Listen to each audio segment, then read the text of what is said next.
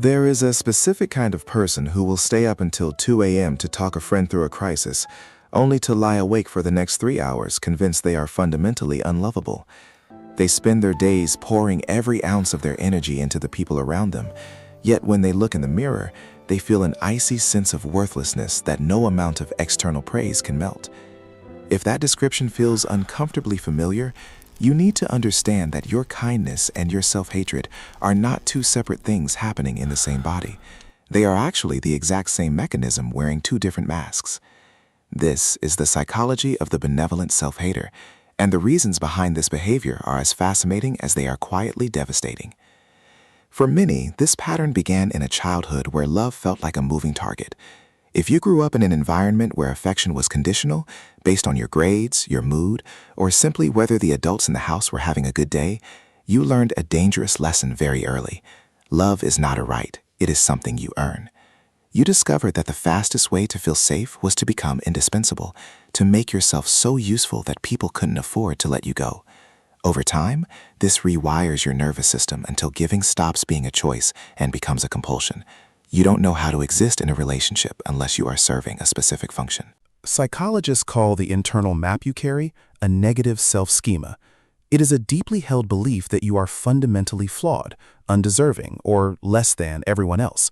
Interestingly, this doesn't make you cold toward others. It often makes you the warmest person in the room. If you believe you are unworthy of good things, the only socially acceptable way to feel like you matter is to become the emotional infrastructure for everyone else.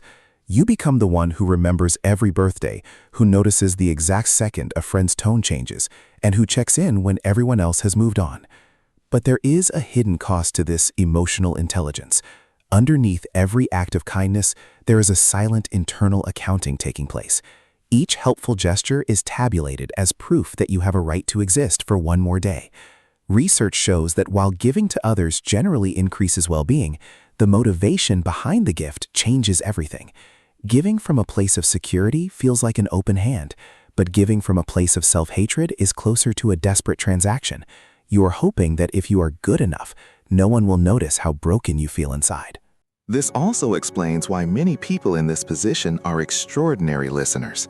When you have spent years believing your own inner world is boring or unworthy of attention, you become hyper-attuned to the inner worlds of others. You've learned to read a room and sense mood shifts as a survival skill, a way to manage the emotions of the people around you so that you can feel safe. It is a brilliance born out of necessity. The most difficult part of this psychology is that it often doesn't feel like self-hatred at all. It feels like being a realist. You tell yourself you aren't self-hating, you're just humble or knowing your place. You might say things like, "I'm just harder to love than most people," or "I'd rather focus on others because my own stuff isn't that special." Our culture rewards this. We celebrate selflessness and call it noble, which means the person running from their own pain into the lives of others is constantly told they are a saint.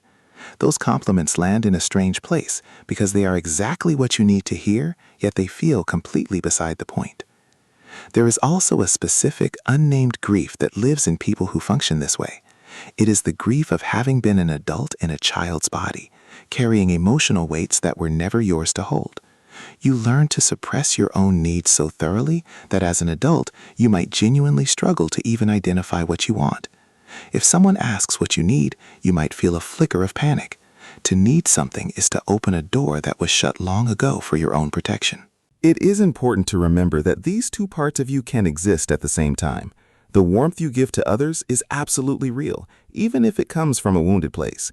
You aren't fake for being kind while you struggle internally, but you also deserve to receive that same quality of care for yourself, not because you earned it by being helpful, but simply because you are a person.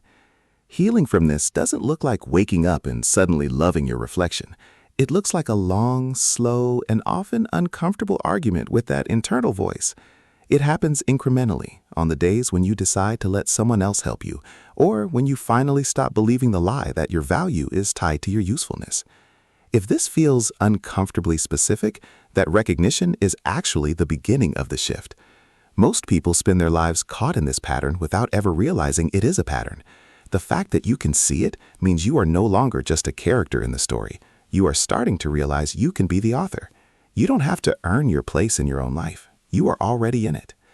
If you find yourself constantly pouring into others while your own battery is flashing red, I've put a link in the description to a bundle of guides designed specifically for this. It's a collection of planners for clearing that mental backlog, rebalancing your dopamine so you can sit in the quiet without panic, and rebuilding your focus one day at a time. It's about giving you specific daily actions to take for yourself, for a change. Check it out in the pinned comment. And remember, you don't have to be indispensable to be loved.